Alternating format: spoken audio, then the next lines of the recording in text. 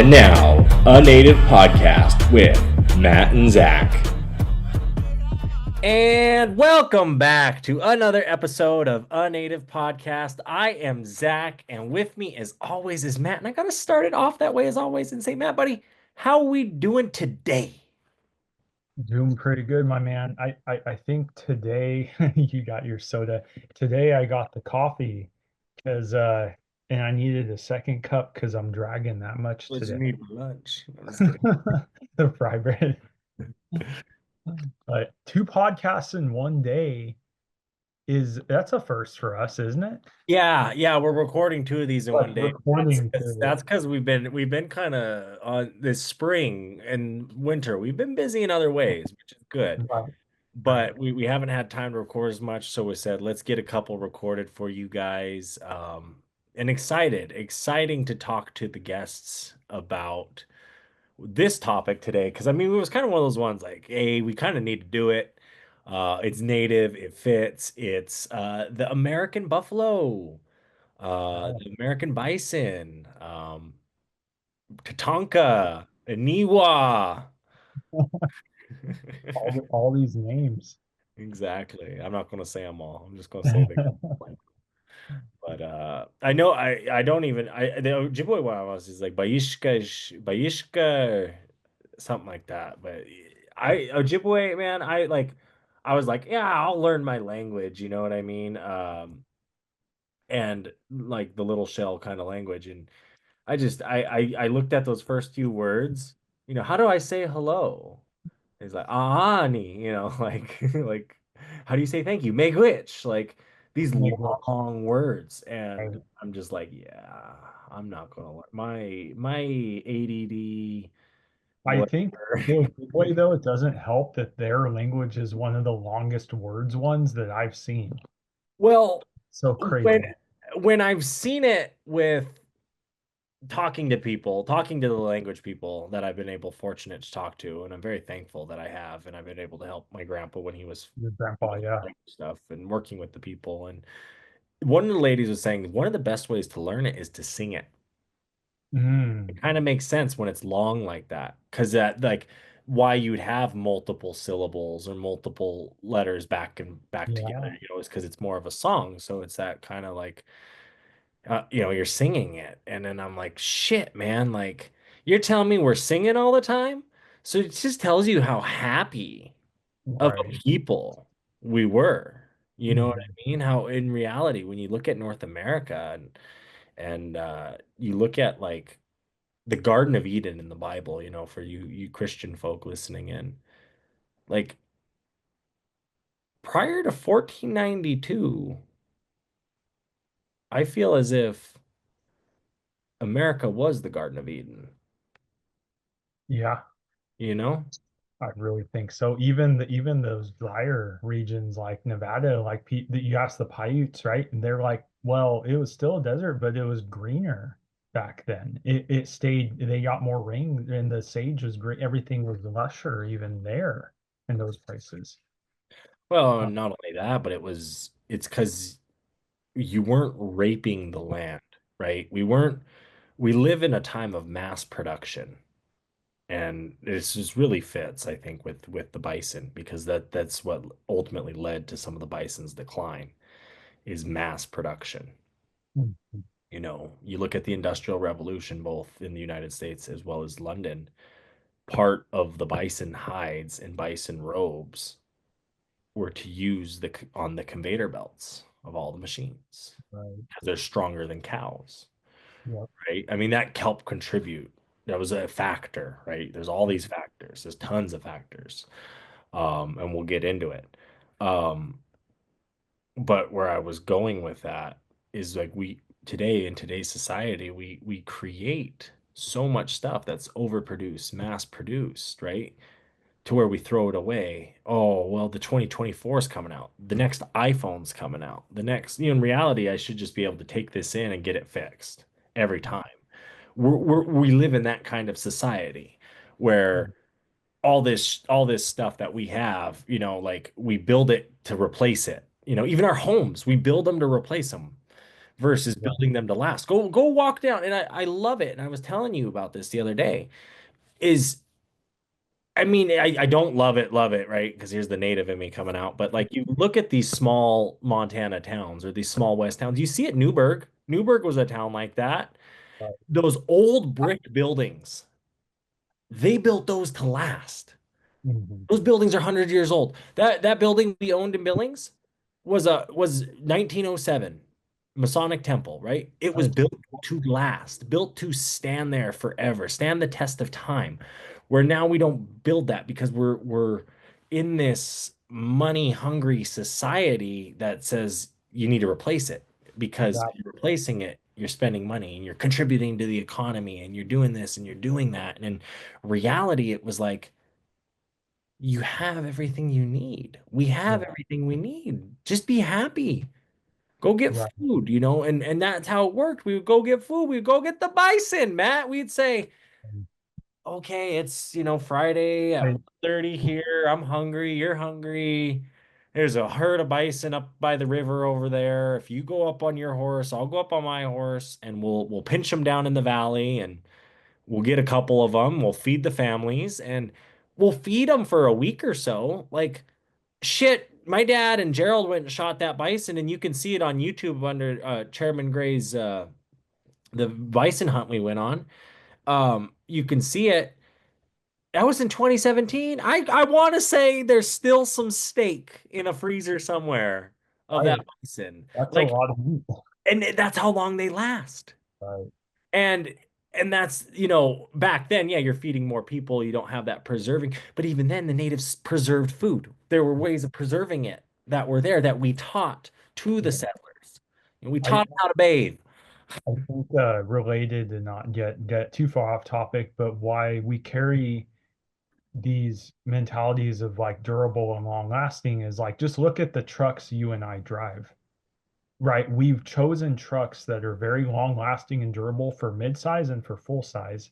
Correct. Right. And you're looking at those things like what is going to be the most bang for my buck and long lasting because we don't want to keep buying something cheap and replacing, you know.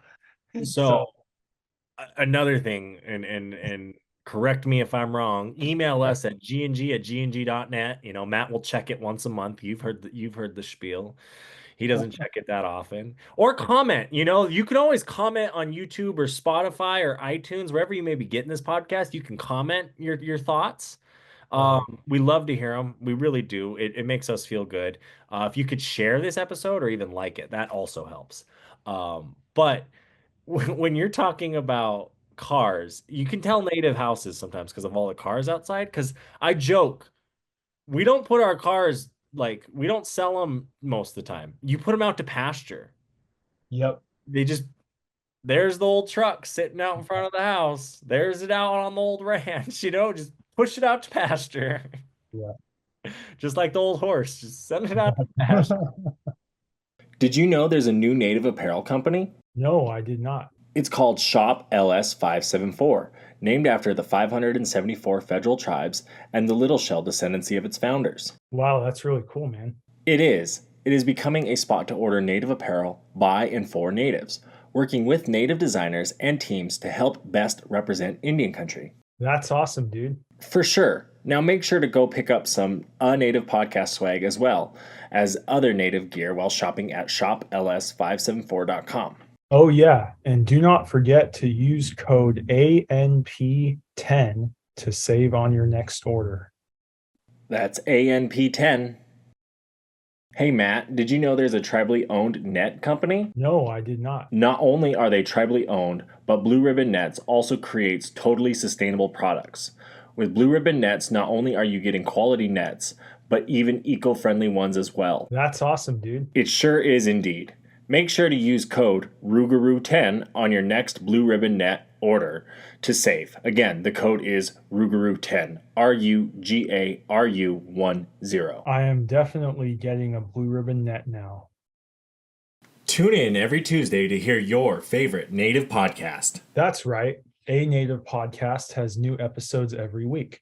ranging from boarding schools to Indian child welfare. Not only that, but we have Indian country covered from Maine to California and Florida to Alaska, Hopi to Blackfeet and Choctaw to Tlingit, and all those Crees in between. And all you other natives and non-natives out there, we want to remind you to tune in this Tuesday to A Native Podcast.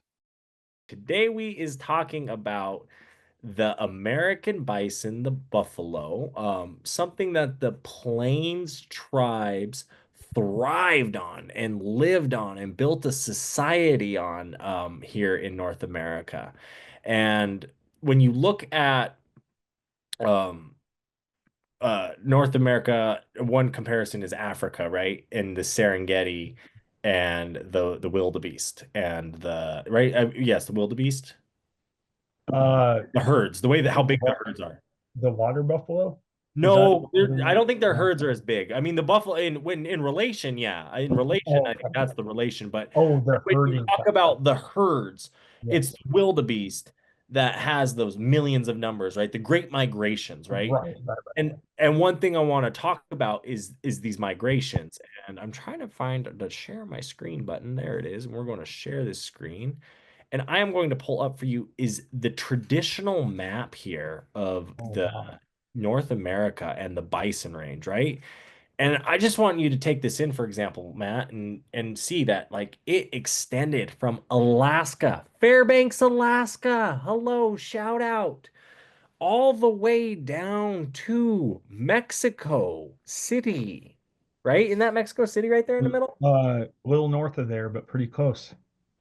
Probably the mountain valleys above north of Mexico Yeah, there. it looks like close to a place called San Luis Potosi, which is interesting because it's more mountainous in that part of Mexico. Um, part of the And Rocky Mountains, arguably. right. And you can see Florida, New York, Wisconsin, these grasslands. Oh, I see. Is that lighter colored more the wood bison then? The one. That's the woodland bison. Okay. So and those ones are smaller in Mm, size. And when they were being extinct, Matt, they you know how like you see like at the and I think we'll get there on your map, which yeah, you'll yeah. next. But where when they shrink down, the ones up here are the woodland bison. The ones in Canada, some of they shrunk down up there as well. Okay. It's crazy. I mean, it's really crazy when you look at it. Oregon, The Eastern Oregon. Yeah. oh, down into California, down into Nevada, Utah, the Great Salt Lake, Well, it looked like the border there is Mount Shasta will be the western border, like right? east of there. Yeah. Wow. In those valleys, in those, Mhm. look at New Mexico, they have that eastern side. I mean, you look at Uh, Sandia, but Sandia Pueblo has bison. Why do they have bison? Why do the Pueblo cultures have bison dances, Matthew? They hunted them. Like Yeah. actually, and I think part of it is the Rocky Mountains and the mountains, right? They We'll go up to Cook City. You've been there. I don't know if you've been there in the winter, but when you go to Cook City in the winter, there's bison there with their big heads digging in the snow, right? At the same time, there's bison who are down closer to Mammoth and places like that in the park who migrate out into the lower valleys there, kind of into Paradise Valley a little bit, Hmm. and into Gardner and West Yellowstone, right? They're getting out of the higher elevations and going to like a wintering ground. But you still have the bison in places like Cook City at 10,000 feet in 20 below. You know what I mean? That's so Like, crazy. like they are incredible animals. And to be able to witness them and to be around them as much as I have in my life, going to Yellowstone and going to the different bison ranches, the native own and checking them out and being able to go on that hunt and really to to kill one. I mean, I Yeah. didn't kill it, but it's not hunting. And if you look at it like that, it's different. You're taking a life. You really are. Like and you almost feel guilty, right? Like we went in and we horsebacked in, and the way like the other bison responded when the two there was two Clancy, you met Clancy and Gerald both shot at him. Okay. They both died, they both went down. But when they went down, what the other bison did is they came around. They came back to check on their pals to say like, "Yo, you good? You good, bro? You just were shot at, right?" Like they're not checking on you like why would you do if like deer, when you hunt deer, they Well, other when they off. don't they circle around almost like a protective, like if it's wounded or something like that, huh? They have bigger ones when they're in bigger herds, and typically like the farm herds that you see that more so, like Okay. on those ranches. Oh, right. This one, see, this was like a group of five of them, and they're Mhm. all males. It was a group of five males hanging out, and they're all and these two. The one Gerald shot actually had gray hairs, Oh, oh, that's like an it was older. older, yeah, and like the meat, you can kind of tell on some of the meat, like it was like just the older meat, it was darker, Yeah. and Huh. I mean, still, but it was a spiritual event. You know what I mean? And just emotional and to live it and go through it, especially with the Little Shell tribe, and I guess I'll before you share your map here, I'll give the Little Shell tribal history. I know you Yeah. have Dakota No, history, go for it. You can do that now. but we are the Bison tribe of Chippewa people. When you look at Turtle Mountain, North Dakota, that's originally where Little Shell and Rocky Boy come from. And Turtle Mountain, when Little Shell was hunting the bison, he was following the bison out in Montana back in the late 1800s when the bison was on the decline. He was Mhm. following it because that's our way of life. That's what we did. We were hunters and trappers and tradesmen and route, guides showing people the West. And you come down, we're following the bison. We come back North Dakota with treaty issues, whatever. So Little Shell says we'll come back out here to Montana, right? And we fought for federal recognition. We fought and fought and fought and fought 100 years of doing that, fighting the federal government, say, hey, you said we're a tribe, but you never recognized us. We need to be recognized. So we go through that, right? Gerald gets elected chairman. Um, he goes on this bison hunt in 2017, which was just a cool thing to go on. And then a couple years later is when they got federally recognized, right? When the tribe got federally recognized, and that all happened, right? And one to have that, right? It's to me, it was just these spiritual things happening, right? And then we're at the federal recognition ceremony in Great Falls, and Turtle Mountain gets up there. Some of the guests there, the guest speakers. There was Mhm.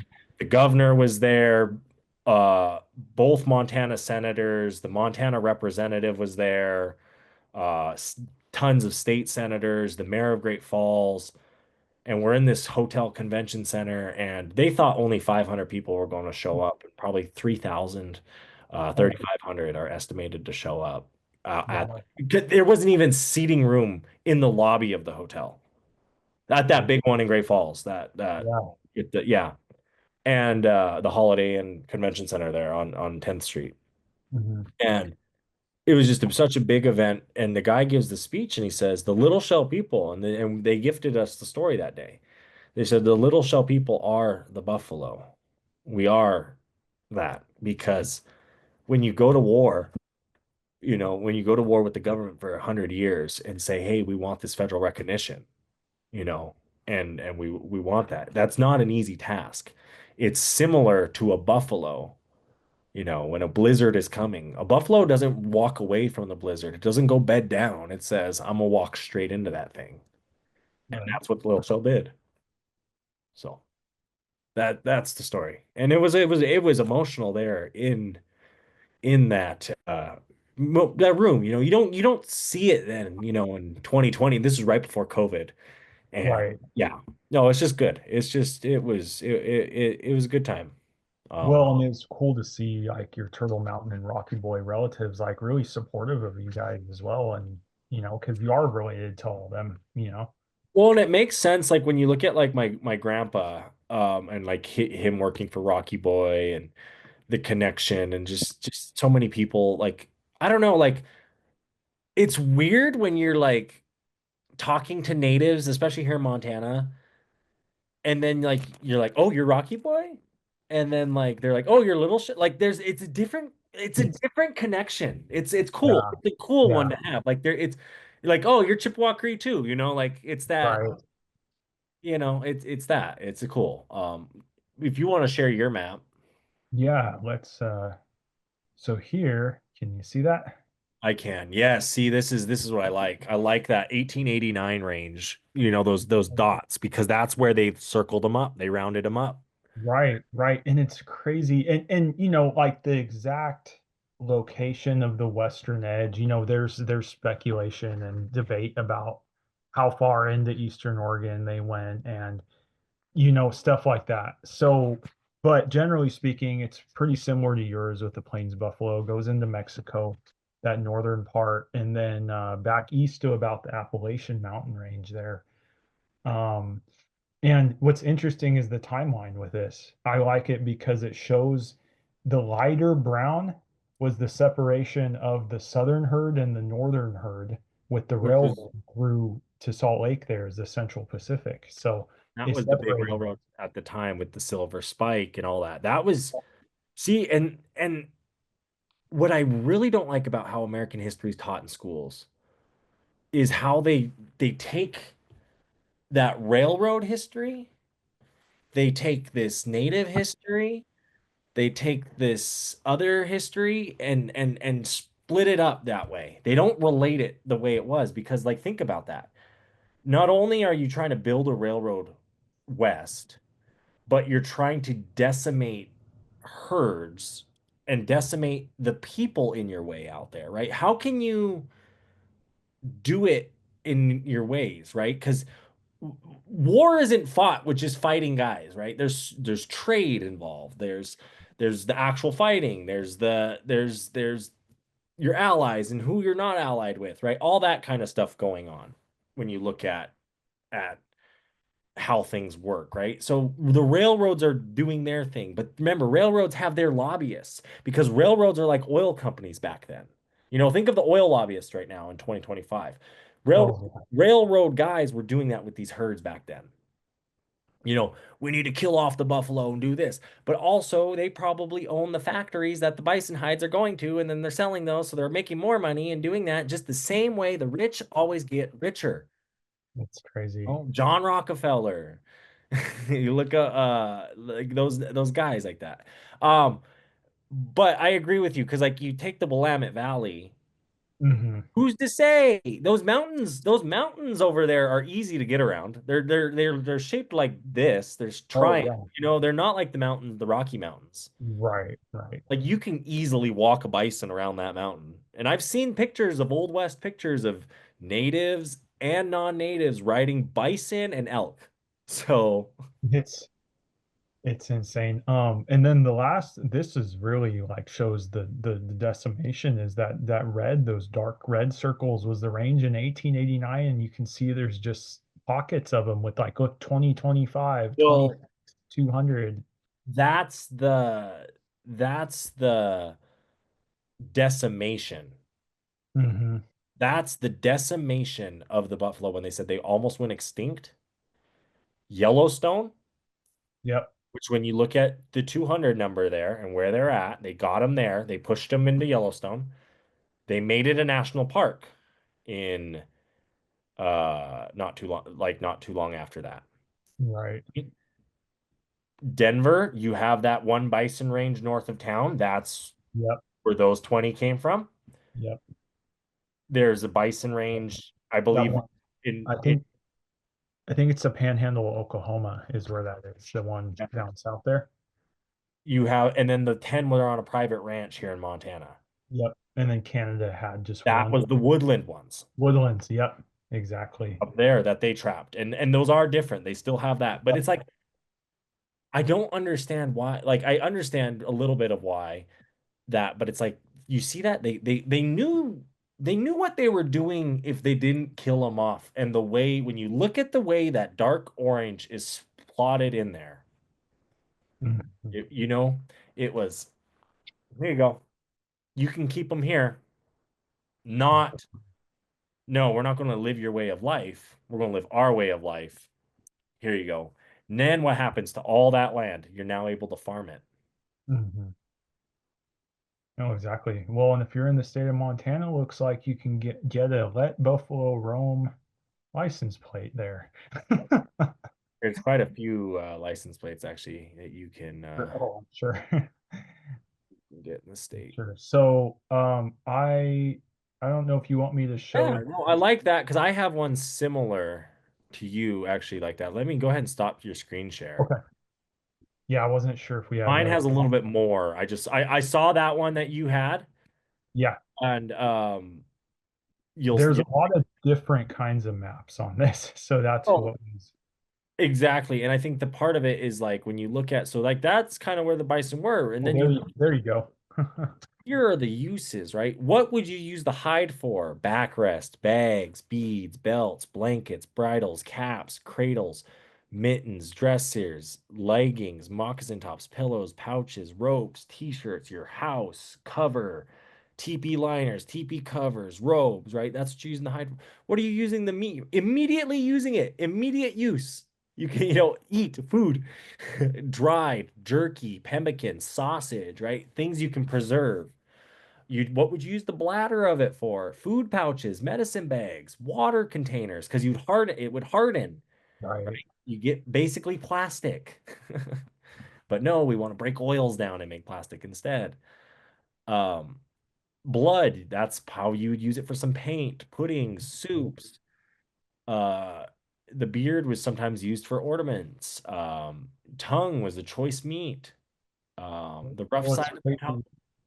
You like what I like what you say is it's the Walmart of the plains, and you always say that, and I'm like, no, now you're showing it for us to see why.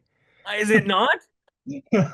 You don't need Walmart, or Walmart got its idea from the buffalo because it's look Right. at this, the scrotum, rattles, containers, because it hardens. There's your bowl, your hooves. What are you using the hooves for? Containers, glue, rattles, spoons, wind chimes, what the fuck ever you want, like we weren't savages.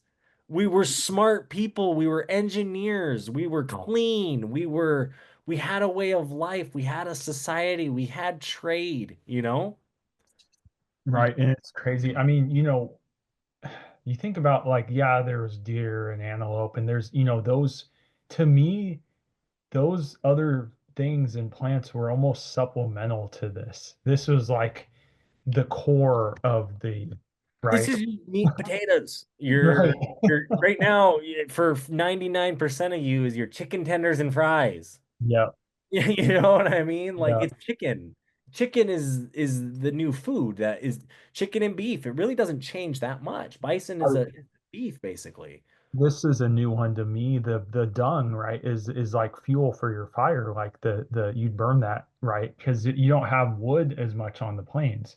You know And how easy it is to start fires with their chips? I've never actually Just tried do it. it. Just on YouTube right now if you guys want. If you're listening in. No, honestly, that was one of the first videos that popped up on YouTube when you look up bison. How to make no, it's really easy. You just literally just That's look up. oh wow. Oh, yeah, like that's why grass fires like are could be bad sometimes. That's a bad, but they used it for diaper powder. That's a new one. Yeah, That's been like crumbled up. yeah, the powder.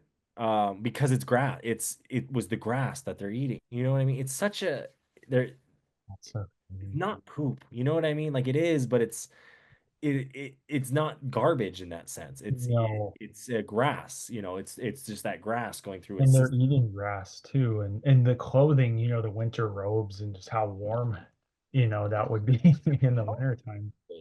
There's so much that you can use, and that's why I like this one. I saw the one you had, and I was like, I'm gonna share this Yeah. one because I want to say Reno shared this one in our class. Oh, okay. She taught us, and I was like, no, I knew this one was out there and exists, and No, everything you can this use and is a good make. one. The Walmart of the Plains. And I mean, you look at the salmon that way in like the Northwest is a very, Right. very similar, Right. it wasn't necessarily Walmart because you had the trees for the home. But Right. that's what the cedar, that's how important the cedar is. The cedar, the salmon, and that's another podcast we'll have to do is on the salmon culture, which, again, that's a big region as well, the coastal areas. So No, exactly, exactly. I don't I don't know what you I, wanted to share. oh no, no, this one you covered. Mine was pretty much the same. It just had a little more pictures, but um, Right. I did have one more photo to share here. Yeah. Um, just here, let me share it here. And this is typically if you've taken any Native American Mhm. studies course, you may have seen this photo. Um, but it's one of those where you can't talk about the bison without sharing this, I feel like. And just it always blows my mind to see this picture. And they're they're gonna grind all these skulls up for fertilizer, and it's just they were hunted for their skins, they're left on in the plains to decay on the ground, and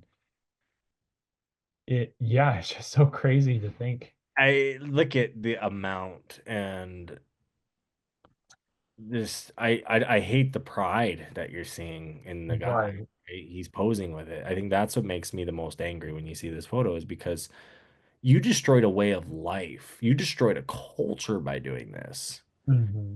You know, think of the bison. Think of like, do you know what immediately happened after this? That they won't talk about, that they don't put two and two together and realize, oh, we did it to ourselves. The Dust Bowl. Oh, right. You have an animal that is managing the grass for you, that is fertilizing the grass with its poop, that is bringing other animals, insects, whatever, to the prairie, right? When you kill it down to near extinction, that changes a whole ecosystem.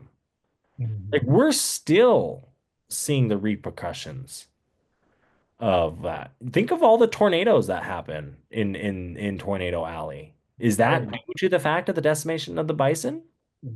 right. And because there's research now showing that the hooves, they facilitate plant growth, native plant growth. So the tribes in the plains are seeing, like, when they're reintroduced, the grasses and the plants come back. Exactly. So I'll stop sharing this, but yeah, I just yeah, it's just insane to think about with this photo here. Well, what's insane is conservative numbers, Hmm. small numbers, estimated numbers, say 60 million.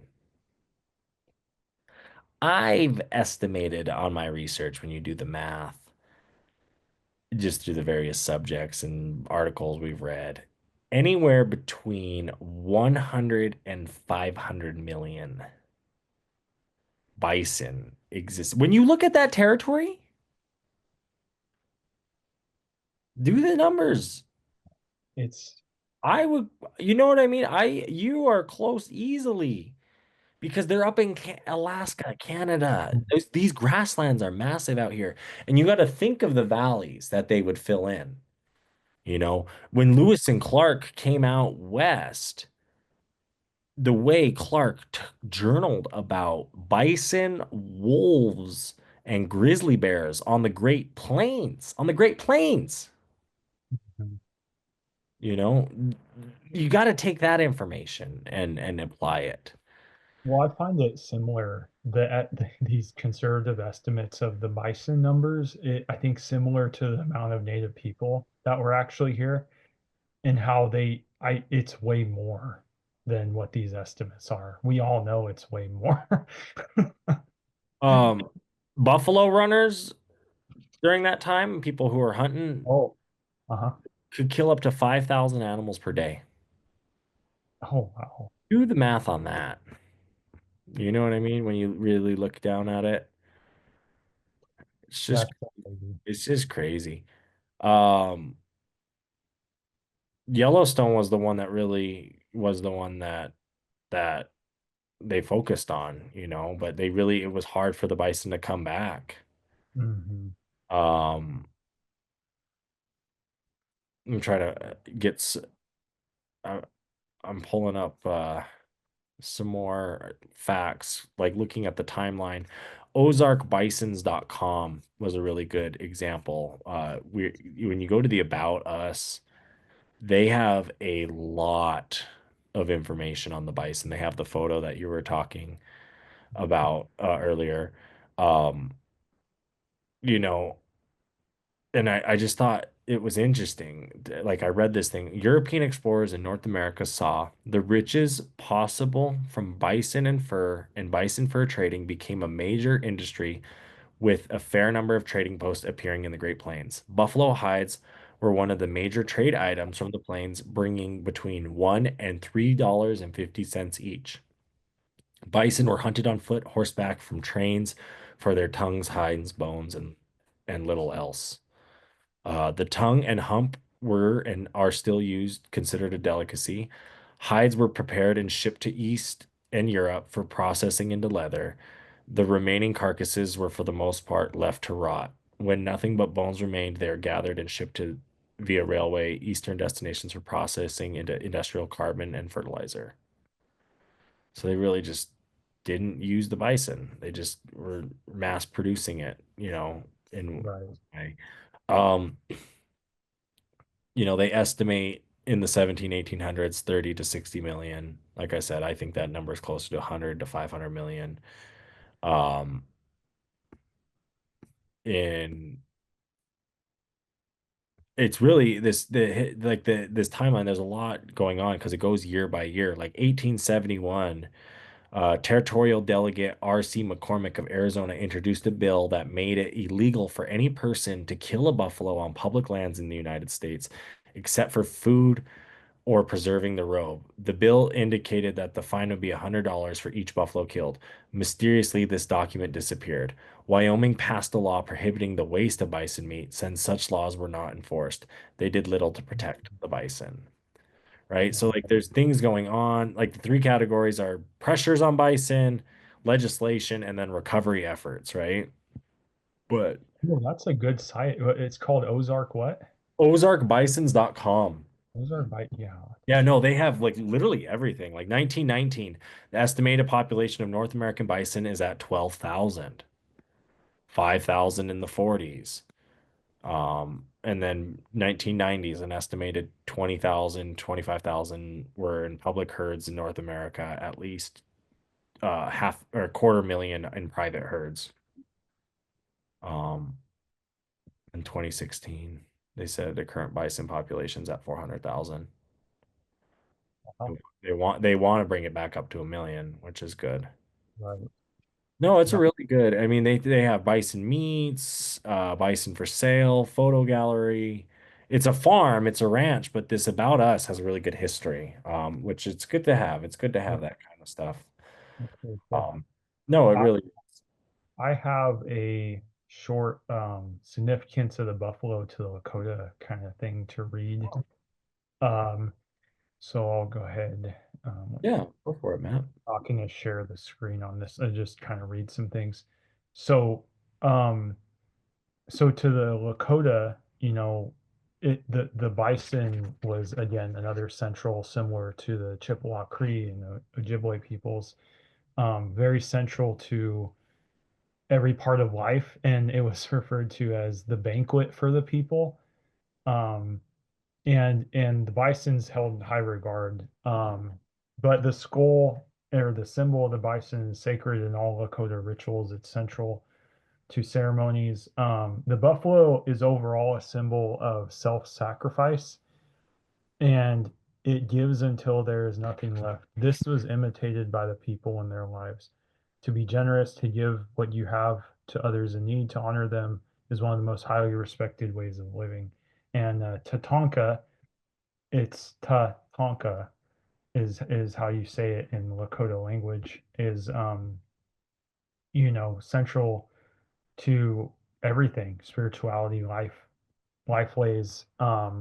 Your example of like the little shell people going into the storm made me think of in Yellowstone Park how the bison paves the path through feet of snow for other animals.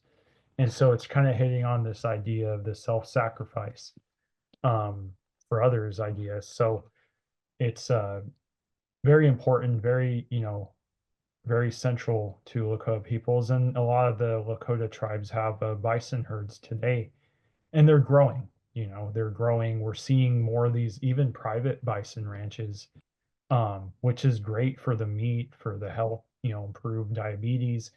There's studies that say the meat does something to help prevent diabetes. There's studies showing this now. So, you know, eat your buffalo jerky. I think there's something on that regard about native meats on native, like think of the grasses here in North America, right? That bison is a cow essentially adapted to North America, Right. right? Where like the cow is a European cow adapted to European soil and stuff, right? So if we could almost farm bison the way we farm cattle, it Yeah. might be better in that long run. And then I think if you look at herds, when you look at herd management, especially farming and ranching, and this is where the US, I think, struggles and it could be better, especially in these Mhm. realms, is like going to Iceland and seeing the way the sheep just run around out there. That freedom allows those sheep to really live their best life, to live a healthy life, right? If that sheep likes climbing, let him climb. Yeah. If that other one likes being laying in the grass, like all good and whatnot, that kind of stuff, let him do that.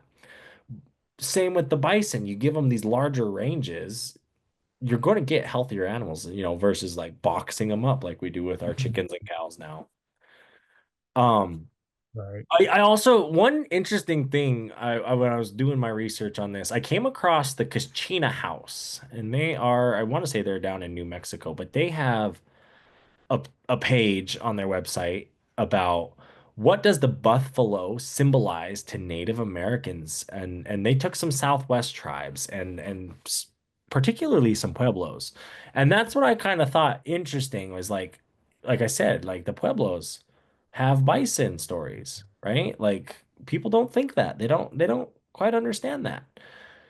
For the Zuni people, the buffalo represents the abundance of prosperity. The buffalo's strong communal native mirrors the Zuni's closely knit communities. In their culture, the buffalo is seen as a symbol of unity, reminding them of strength that comes from working together. The Hopi. Among the Hopi, the buffalo is linked to the Cassina spirits, which play a Mhm. pivotal role in religious ceremonies. The buffalo is a symbol of fertility, abundance, and the balance between nature and humanity. It reminds the Hopi of importance and maintaining harmony with the natural world. The Navajo. The Navajo Nation views the buffalo as a symbol of protection and provision. The buffalo's strong and sturdy presence embodies the protective spirit of these resilient people. Additionally, the buffalo's meat, hide, and bones have historically been important resources for survival. The Acoma. The Acoma people associate the buffalo with strength, endurance, and adaptability. These qualities reflect the Acoma's ability to thrive in their high desert environment. The buffalo's hide is used in their traditional clothing and ceremonial items, emphasizing its significance in culture. And that was just a few that they had, and I thought, oh, interesting that.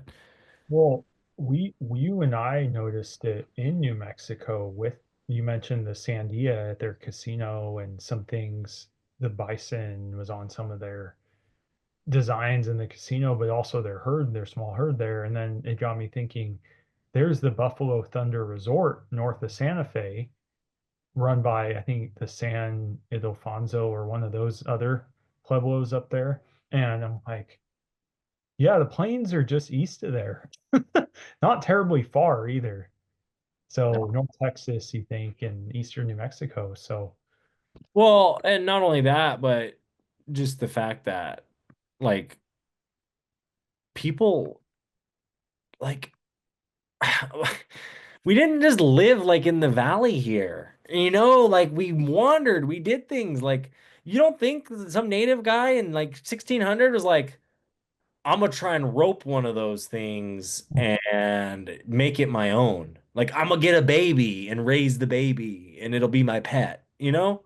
right, Or oh, I'm gonna trade a live one of these to these guys in Oregon that are coming over, that and so they can take back a male and a female. right. Yeah, they're bringing dried fish or something. You Just know? that European mindset is very like they did it first. We did everything. We record history, and it's like just because it's not documented in that way doesn't mean jack.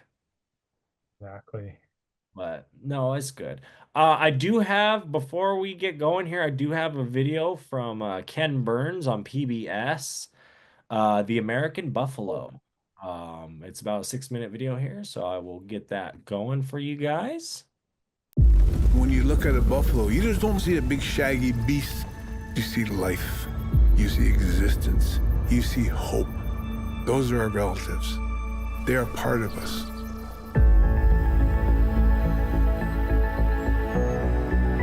This is the most magnificent mammal on our continent, the largest mammal. Its story is so complicated and so interesting and moves into every aspect and almost every era of our lives and touches on so many subjects you wouldn't think necessarily it would touch on. I wanted to do the American buffalo because I understood immediately it's the biography of an animal, but it's also a window into a broader American history, whether you're talking about the history of indigenous people, whether you're talking about capitalism, whether you're talking about westward expansion. It covers all that territory in history, but I think embedded in the story is also a message for today. How do we live with the natural world? When the Europeans come in, everything that's natural has to get out of the way. They saw this animal in incredible profusion, and they thought, God, you know, what's in it for us? How can we profit from this? I've been fascinated with the story of the American buffalo for 30, 40 years. It resonates on so many different levels. It's an incredibly dramatic story. Just the notion that a magnificent animal that once was uncountable, at least 30, maybe 40, 50, 60 million at one time, could be in a century taken down to fewer than 1,000. How does that happen? To think that our greed and our industrialization would just blink this thing out and we would just say, well, that was then and this is now. That seems like a repudiation somehow of the very idea of America. Native peoples coexist with the buffalo for 10,000, 12,000 years. Their lives, their creation myths often involve the buffalo. Their most sacred ceremonies involve the buffalo. They use every part of the buffalo, everything from the tail to the snort, we like to say, because the noises of the buffalo are worked into their rituals and sacred ceremonies. Tribes have been connected to bison since time immemorial. Our creation stories talk about the reciprocity of people and bison as food, as caretakers, as things that we needed for all aspects of life. And we just really have been linked to them for so long. When the Blackfeet think about bison as both an animal that you eat and an animal that you use for material goods, we also think of them as kin, as kinship. And it's not metaphoric, and it's really not symbolic. It's real, literal kinship that we have with bison. So when people say, that is my brother, or that is my relative, people really believe that. If you see one out grazing, it looks so slow. It's like a parked car sitting there, but they can clear 6-foot fences. They can jump a horizontal jump of 7 feet. They can hit a speed of 35 miles an hour. And you're talking about something that can get going that speed that's 1,800 pounds. It's like a souped up hot rod of an animal hiding in a minivan shell. We shot the American buffalo all over the northern and southern plains. My cameraman, Buddy, was setting up the camera, so he was very intent on what he was doing, and the bison were off a distance. But all of a sudden, the assistant cameraman, Jared, picked him up and bodily pulled him away. And Buddy said, "What are you doing?" And the bison, they seem like they're slow moving, but all of a sudden, they can be right in front of you, and that's exactly what had happened. And the camera was right next to the bison and stayed there for 45 minutes. I was working with some of our Native American advisors and on-camera commentators through the National Bison Reserve, and they're pointing out each plant that's there and how this one flourishes along a path because a path is a disturbed area. And this is what we used this part of the plant for. And so I think that all of us, we see things kind of like at a long view, and we forget that if you've lived here for 600 generations, you've got a microscopic understanding of what's going on here. I know there's such strength and resilience to where this is not just a story of tragedy. This is a story of persevering and continuing on, helping to bring these buffalo back. I think that this nation is now ready to hear a more honest and balanced telling of this tragic story of American bison and the history of indigenous people. It's a couple hundred years of history, and it's a lot to overcome. We just need to tell the truth and move forward in a way that allows indigenous people and bison and the entire environment of this nation to heal and restore itself. I don't know any story that exemplifies that clash of views of the natural world better than the story of the American buffalo. We need the buffalo on this earth to survive as people, not just Indians. We need that spirit. I think the film is really a kind of mirror to us about who we are. Who do we wish to be? Do we wish to be the savers, or do we wish to be the destroyers? I'm really thrilled to be able to tell as complex and as tragic, and I have to say as inspirational as this story is.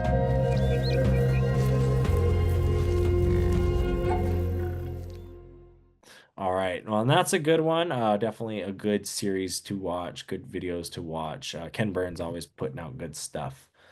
That's a good one. I've seen it. I've seen the whole thing. Yeah, I just give a little teaser, you know what I mean? Right.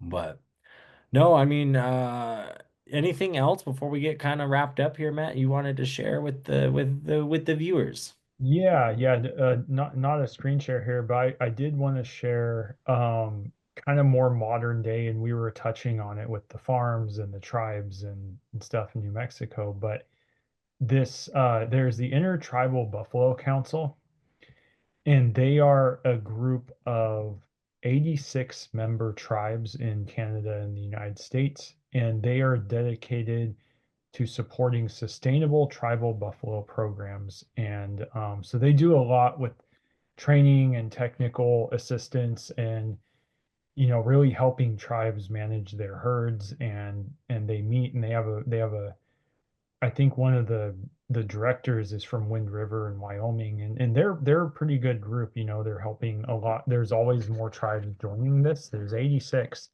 so it's growing. As other even tribes that historically didn't associate with the buffalo are even participating in this. So really No, cool. and there's so much more. Like even the tribes in like New York, the fact that like Buffalo, New York, like Yeah.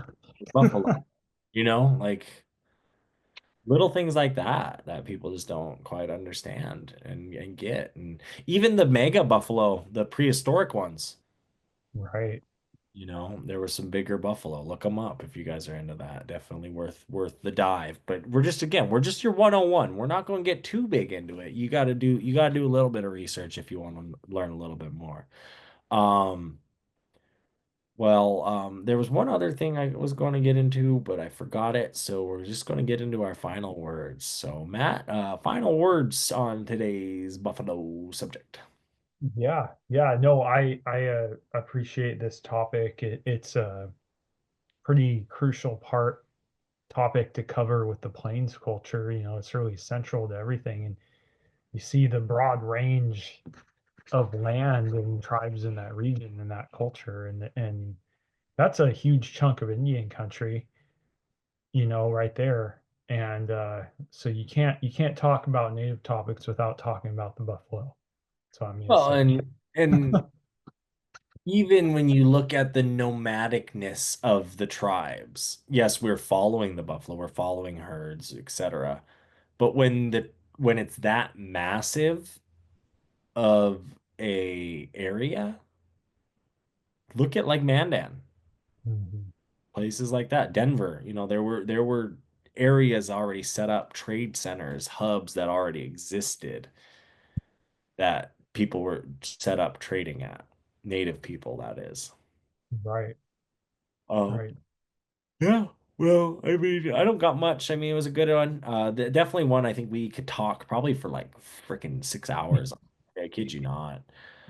Because there is so much, and there's so much topics within the bison. Like you said, you could talk about the modern day, the cultural programs, the revitalization programs, the food sovereignty programs Right. associated with bison. We could sit here and talk about the history of the bison and the decimation of the bison, and what led to that and everything, and how the railroad was a big factor. We could sit there and talk about how each tribe and Mm. had a different thing with the bison. It's really one of those subjects. It's such a broad thing, but it's our culture. It's not just our culture as like our tribal culture, but as North America and the identity of the indigenous people and the cultures living here. You know what I mean? Like it's you look at the salmon, the Pacific salmon, that the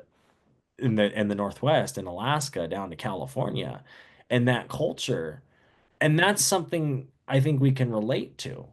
I don't quite know the Hawaiian relation, but there's that that is there. I mean, it's with the ocean, right? That Right. connection, all the food they get from the ocean, um, and just everyone like that, and it's great, it's beautiful. But until next time, bye bye. I know chiefs, I know riders from the east. I know educated natives down to picket in the streets. Middle fingers to police. Fuck you, we come in peace. I know red skin hippies that be giving me the creeps. I know beauty, I know beach, I know savages and freaks. And I know a couple cousins even bougier than me. No, ain't elite, bougie native, yes indeed. Art exhibit to the club, and we roll it 20 deep. Copper on my neck, gold on my ring. Feather on my hat, skin stitched chin. 100 warriors on my back, daily drumming when I sing. Man, there ain't no way around it. A Native Podcast is produced by G&G Advertising and Quartz Lake Productions.